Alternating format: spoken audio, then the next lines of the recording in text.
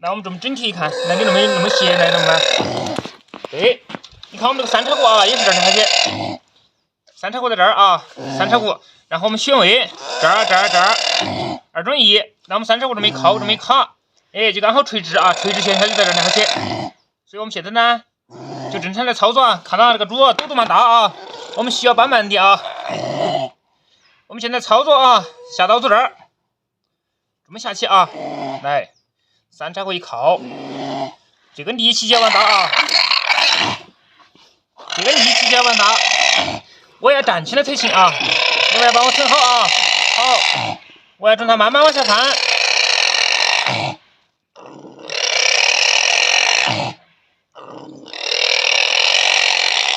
你看我们现在下刀也是一样啊。